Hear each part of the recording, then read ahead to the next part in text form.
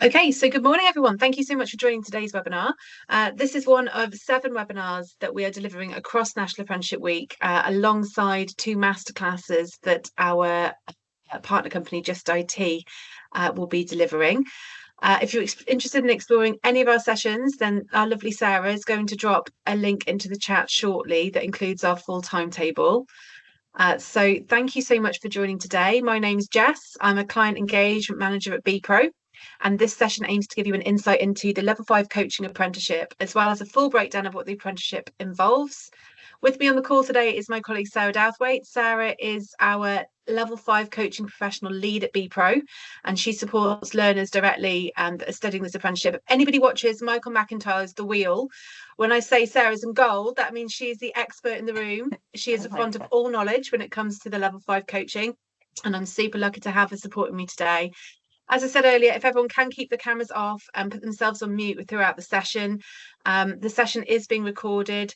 If you have any questions during the presentation, please do put them in the chat, and either myself or Sarah will get to those at the end. And Sarah's also going to add some links into the chat as I talk through that might be of interest to you. Okay, so firstly, let's start with our delivery team. So just to explain a little bit about how BPro is kind of broken down and who does what within the business. It's important for you to understand, because if you enroll as a learner, you will be working extremely closely with our delivery team. So they are made up of our development coaches. They all have clear roles and responsibilities, but our development coaches work alongside you as an apprentice and provide coaching and support to help you meet those knowledge, skills and behaviours that you're going to need to identify within your apprenticeship journey. Now, knowledge, skills and behaviours, you'll hear coaches band this about all the time. They're abbreviated to KSBs, and they are super important because that is what's going to give you that evidence, that all important evidence within your portfolio. So the development coaches hold 8-week review meetings with you and your line manager. So every 8 weeks, you'll meet with your coach and your line manager, and they are called tripartite reviews. The point of them being that it's like that 3-way relationship between the sort of 3 parties, you as a learner, us as the learning provider, and your employer, who's sort of making that investment in you, in your apprenticeship. And it's to make sure that you're getting your support within your workplace. We're doing everything we can to help you with your learning journey, and you're taking accountability for meeting your deadlines, etc., and really engaging within your apprenticeship. So that's our development coaches. Tutors, now you see less of those because your tutors generally just tend to deliver the workshops to you. So you will have a workshop roughly every 4 to 5 weeks. Actually, Sarah, within the coaching, what is the, is it every sort of 5 weeks within the coaching? The workshops, Jess? Yes. Yeah, it's more like every 3 to 4 weeks, a little bit more regular. Okay. Yeah. Okay, great. Thank you. So the tutors, they will be on those workshops doing that live delivery with you. And they'll also assess feedback on assignments, things like that. And they're really important too. Functional skills. Now, if anyone's heard this morning, and it's literally hot off the press, functional skills is due to be scrapped. So if anyone's sat there without maths and English and you're over 19, this could be good news for you. Yeah, this presentation was obviously written last week when functional skills was still in place. I'll explain more about functional skills later on, but I might have to skip that slide because it may or may not apply to you. But traditionally, in order to study an apprenticeship at a level 3 or above, you had to have level 2 in maths and English, which equates to a GCSE level C. So we used to, of course, well, we still do, provide functional skills support to all of our learners that don't have maths and English at GCSE level C. And we put them through functional skills. That might be about, well, it is about to change. It's been confirmed this morning. We're still waiting for that full kind of breakdown of when, how that's going to look. Does it apply to learners already enrolled? Is it just applying to new learners? So bear with us on that, because as soon as we have the information, we can, of course, deliver that to you. So moving through a little bit more about our values. So at BPro, we are committed to providing the best learning experience suited to each individual and the needs of the customer, you, the learner. We encourage, motivate and inspire learners and their success. We promote equal opportunities and diversity, and we are responsible and accountable within our business and remain open and transparent in all that we do. And we hold those values extremely close here at BPro. We are very, very proud of our values. We implement them on a daily basis. We work with a lot of neurodiverse learners, people that may need a little bit of extra support for various different reasons, and we're always very happy to do whatever we can to make sure that everybody receives the best learning experience possible. So who do we work with? We currently work with over 300 businesses. Last year, that grew significantly. Last year was a really, really important year for us in terms of growth. You'll notice, I'm sure, quite a few logos on there, names that you might recognise, spanning across so many industries: retail, transport, councils, NHS, hospitality. It goes on and on. Amazon, we're particularly proud of our relationship with. We're now entering into our 5th year of contracting with Amazon. And we've worked with people like Ocado, Department for Education, we've worked for a number of years. And as I said, we work with an awful lot of NHS trusts and local and borough councils too. So I'm going to give you a bit of an overview of apprenticeships now, just so that we have an understanding of what an apprenticeship actually is and involves, so that everybody's clear what you're getting into, basically. It's important that you know, because it's a commitment. So who can start an apprenticeship? So you need to be 16 or over. Now, I always thought, before I did this job and I was trained, I always thought apprenticeships were for school leavers, college leavers, kind of people under the age of 18, 19. No, there is no upper age limit for enrolment. So you can enroll at 60. You can enroll whenever you like, provided your employer is prepared to support you with that application. That's the kind of really key thing here, is that you've got your employer's support. You need to be living in England, because levy funding does not apply to Wales, Scotland or Ireland, so therefore residents living there will not qualify. And you can be employed full or part-time, that doesn't matter. So if you only do 20 hours a week within your job role, that's fine. We can make your apprenticeship fit within that sort of bracket for you, but you must not be in full-time training or education. You need to be actually working in a paid position in a job role. Okay, so how will the apprenticeship work? So we know that the apprentice will need to be an employee working alongside experienced staff, working to gain specific job skills, and they are allowed that time and training for study. And that equates to, in a full-time role, around 6 hours a week. Now, I say that as a bare minimum.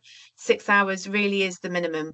There may be, times where you need to work on your apprenticeship outside of your current working hours, whether you've got an assignment that's due in, or you need to log your hours, your off the job hours. It may be that you're needed to do that outside of your normal contracted working time. But what your employer is saying when you are signed up for the apprenticeship is, I will support you with your off the job hours within the learning plan that we're agreeing today. When it comes to your enrolment call, your employer's on that call and they are saying, yes, I back you, I support you. And that's a really important thing. And again, that's where those tripartite reviews I was talking about with your coach, that's one of the things that we look at is, are you being allowed the off the job time, or are you, having pressure piled on you and you're kind of being pulled in different directions? Because that's not what we want for you. You deserve what your employer signed up to support you with to be the case throughout your apprenticeship. And just to dive a little bit more into off the job hours. So I said 6 hours. Now, 6 hours is for a full-time contract, and that's a minimum. Off the job hours typically represents 20% of your working week. So if you're working 30 hours, we're talking about 5 hours off the job per week set aside for you to undertake your apprenticeship. And that's a really important thing to note. So moving on to the next slide, I'm going to explain a little bit more about off-the-job training. So this quote is a short but accurate overview into what the job hours is. So learning undertaken outside of the normal day-to-day working environment and leads towards the achievement of an apprenticeship. This can include training that is delivered at the apprentice's normal place of work, but must not be delivered as part of their normal working duties. So a vital component of the quality of your apprenticeship is off the job hours, because it reinforces that practical work-based learning that you're completing on the job and pairing that with the technical and theoretical learning that you're learning through BPro. And together they combine the most effective learning and provide that wonderful apprenticeship experience for you. The most important key component in that is communication between the employer, yourself, and us. And that's why we are open and transparent in all that we do, so that you're getting that actual experience that you deserve. And what counts towards off the job? So when I first again started this job, I thought, oh yeah, you mean like sitting down writing assignments and listening to webinars? Yes, but there is so much more that counts as off the job hours. There's a list there. I've got a very comprehensive list as well of things that count. But the learning required for the apprentice to meet the knowledge, skills and behaviour components of the standard is mapped into your learning journey by BPro.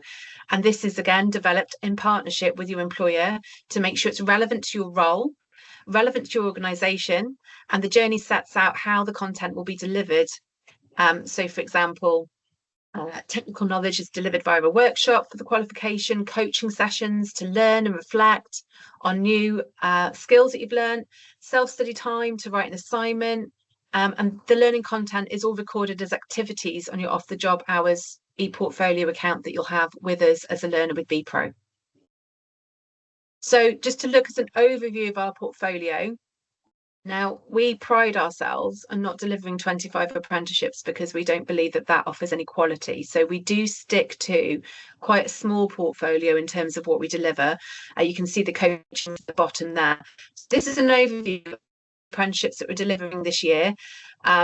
There's changes with the levy funding to level 7. I won't go into that so much on this call because it's not entirely relevant, but the skills minister's on about pulling level 7 funding out of the levy, which makes me want to cry. But that is due to happen at some point this year. Now, most of these programs are available for monthly enrolment, but coaching is an exception to that. So there is an enrolment window for coaching that we'll come on to as we move through the coaching program, which will start now. So here we go, level 5 coaching professional. This apprenticeship takes typically 14 months and 3 months for EPA. So EPA being endpoint assessment, which I'll explain more about later on, but the endpoint assessment is the last bit of your apprenticeship that you have to complete the full apprenticeship in total. So where do coaches hang out? Public sector, private sector, third sector, national and multinational organisations, you will find coaches all over the place in just about, I think, every industry, it's fair to say.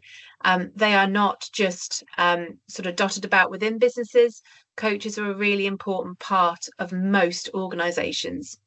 And they work with a team of wider individuals and teams across the organisation to like empower and engage and enhance professional performance.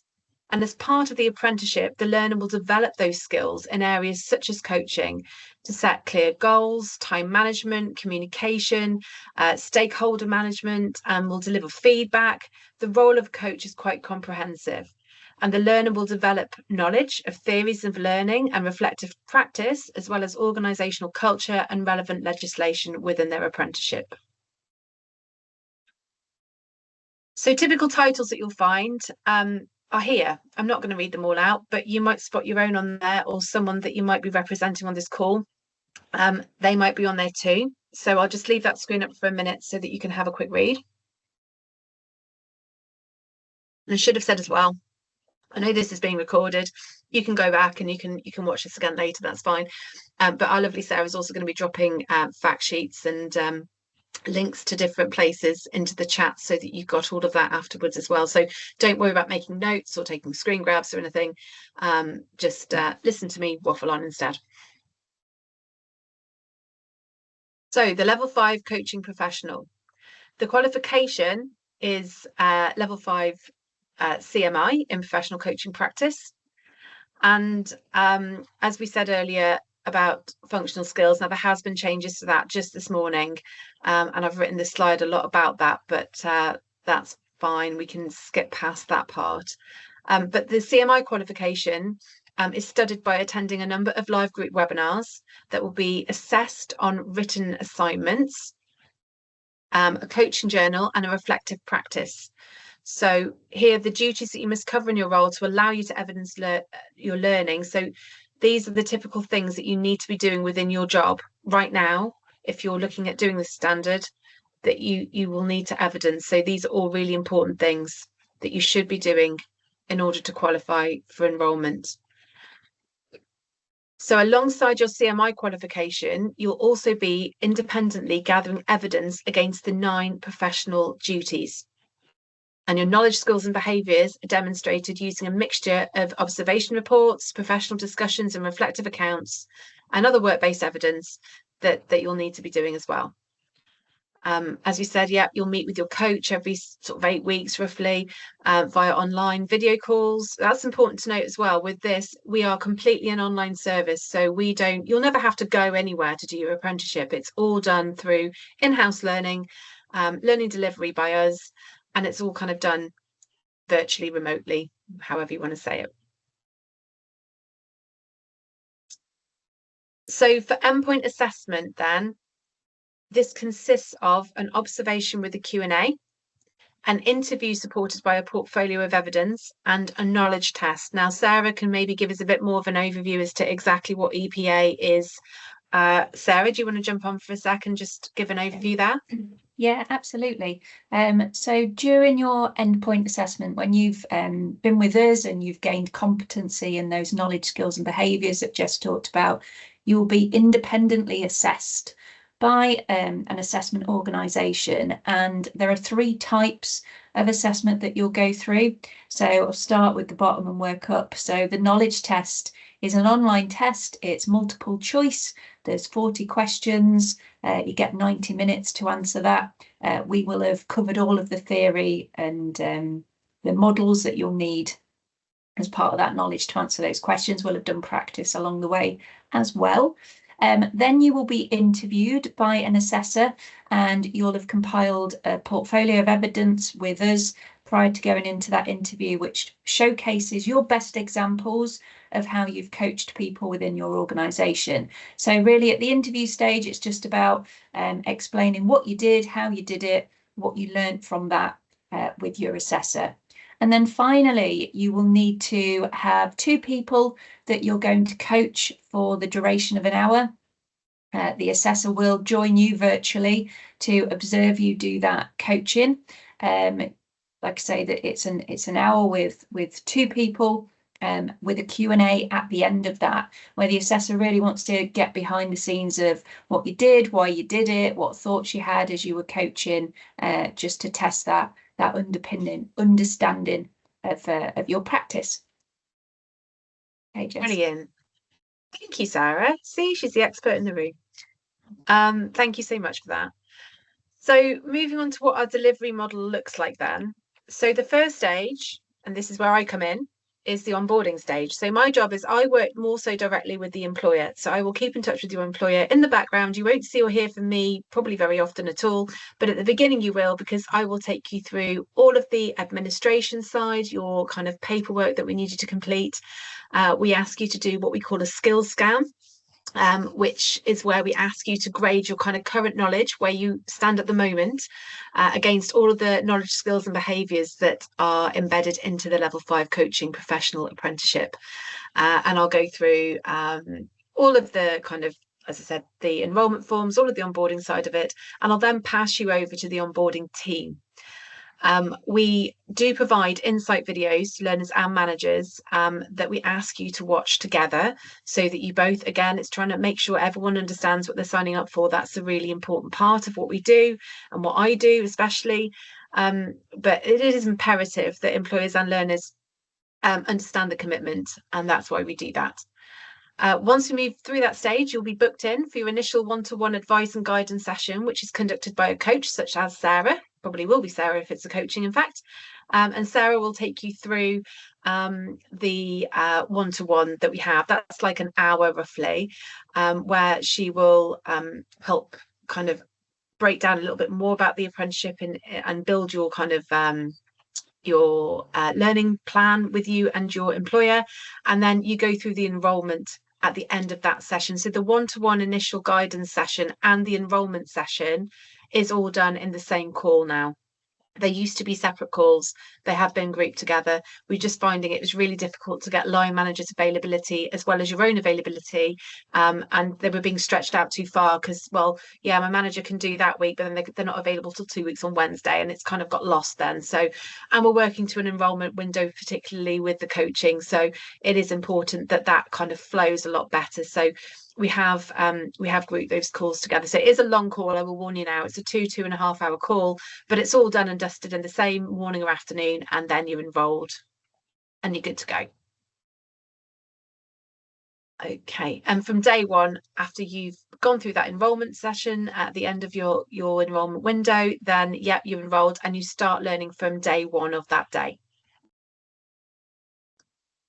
So it is a cohort delivery model. We run multiple cohorts a year for each of our standards. They're open to individuals from all walks of industry, and particularly with coaching, you will find that on your cohort of learners, so you may be with 15, 20 other learners, we try to cap the kind of cohorts at 20 because we find any more than that's just too much for the tutor to deliver that live learning to in a workshop session. But you know, people make friends on apprenticeships. You can have the opportunity to network. It's a wonderful experience in that respect as well. You're not on your own. You're not just kind of working with you and a coach or you and a tutor. You're in a cohort of people. And we try really hard not to make the tutorial sessions like death by PowerPoint. You know, you will be put into breakout rooms. You will be asked to do kind of group tasks and then feedback to the wider group, that sort of thing. So they're as interactive as we can possibly make them. And we do that on purpose because they're 3 hours long. So you kind of need to be, you know, engaged during those 3 hours. And we do promote collaborative working, getting to know people, and it really helps us all learn as well. Now, this is functional skills, which I don't think I'm going to go through, to be honest, because I don't know if it's fair, but I will give you an overview just in case there's anyone on the call that is under 19, which I don't know if there is or there isn't. But yeah, today it was announced that they're scrapping functional skills for level 3, 5, and 7. Well, level 3 and above, which is news. It's big news to us because we you know, we've supported so many learners with functional skills over the years. So we're going to need to adapt the way that we deliver now, and we work, but that's fine because we're all about adapting to change. That's all good.